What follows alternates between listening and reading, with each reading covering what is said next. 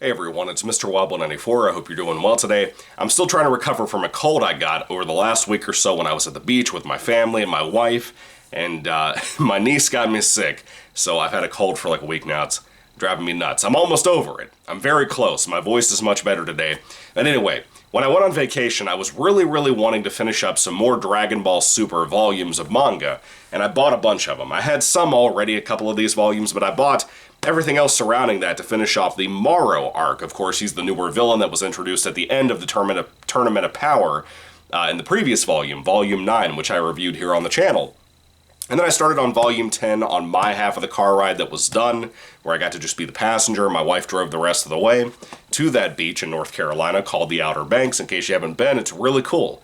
But I wanted to review each of these books because Dragon Ball Super is awesome. Really enjoy it. Really had a blast reading these books. The Maro arc might be one of the best Dragon Ball anything, Z, GT, Super arcs ever. It might be one of the best arcs I've ever read or watched or anything or even experienced from Dragon Ball Z. I had a blast. I absolutely loved it. In case you don't happen to know, of course, I'm currently reviewing, of course, by the title alone, Dragon Ball Super Volume 10.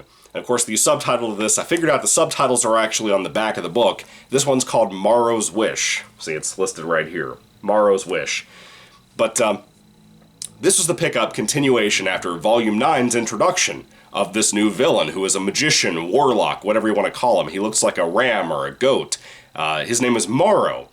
And he apparently is like older than the earth and all of this stuff. And I was so curious. I kept telling my wife I could not wait to pick up these books on the trip just to see how are we going to do magic in Dragon Ball. We haven't really done anything like that. I mean, we've done certain things kind of like magic. You could argue that firing energy blasts and chi blasts and all that out of your hands is kind of magical. You could argue flying is kind of magical. You could argue that Whis being an angel, one of the characters, of course, that hangs out with Beerus, a god of destruction, you could argue that those things are magical in their own way.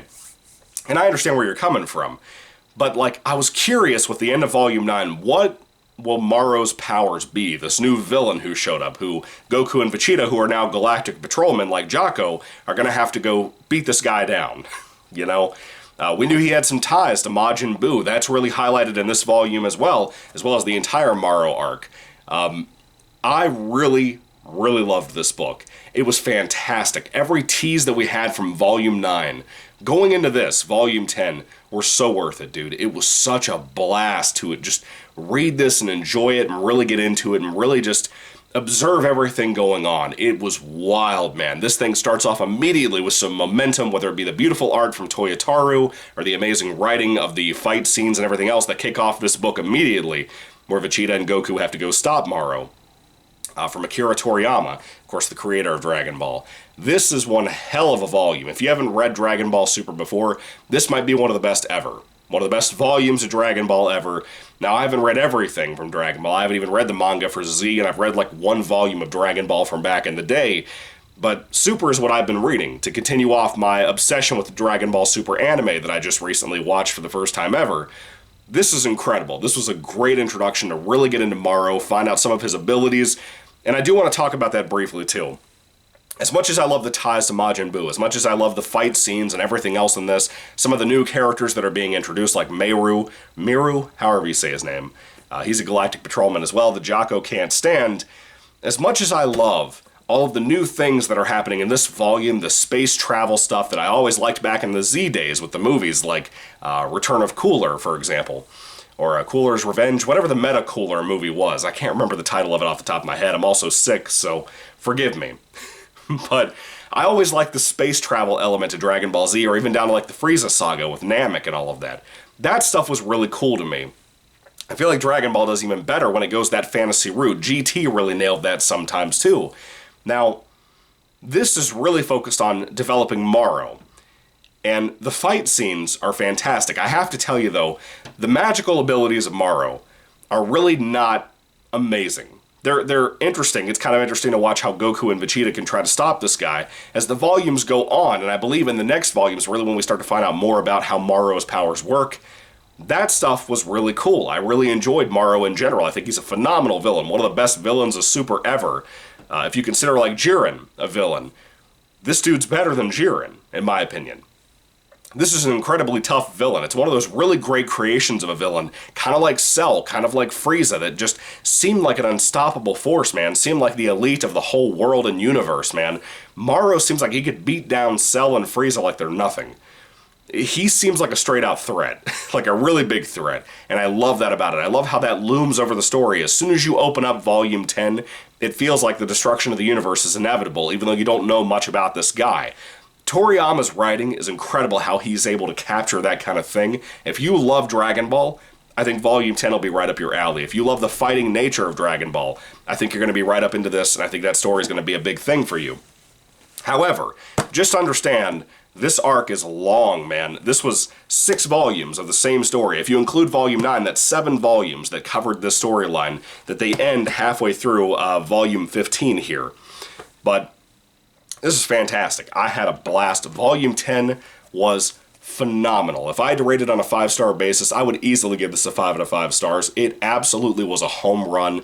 And again, all the lore building from Majin Buu to other things like with Goku and Vegeta, their abilities, Maro's discovery, what we find out about this guy. And by the end of the volume, when we have the Maro's Wish that's listed as the subtitle of this book, dude, I'm telling you, you don't realize how wild this is going to get. The twists, the craziness that happens here, it's so much that stacks up upon so much by the time you finish the Maro arc that you're like overwhelmed with how great this was. I realized when I read this on my vacation that this was one of the best experiences of Dragon Ball I've ever had, ever, and I hope I get to see Maro in a video game at some point. Anyway, Dragon Ball Super Volume 10, Maro's Wish. What did you think about it? Have you read it? Do you love it? Do you hate it? I'd love to hear your thoughts and comments down in the comment section down below. The reviews from this point on are going to be kind of light, as this review was too. I didn't talk much about the plot aside from mentioning fights and whatever, because it's hard to not spoil anything for these stories, especially when you're in the middle of an arc, you know? So the coming reviews will probably be a little light on details, because I want to avoid any kind of spoiler I could give you guys. But there might be light spoilers, just so you know. But anyway, we have like 7 volumes, 6 volumes to continue talking about this. So anyway, if I had to recommend it, definitely check it out. But read Volume 9 before you get to this one. This is a phenomenal book. 5 out of 5 stars for me, like I said. Thank you all for watching, guys. God bless you all. What are your thoughts on Maro? What do you think? If you've only read this one and haven't read any other ones yet after this book, any other volume, what do you think about Maro? What do you think about his current abilities, what's happening with him at the end of this volume? I'd love to hear all of that down below. Anyway, thank you all for watching, guys. God bless you all, and goodbye.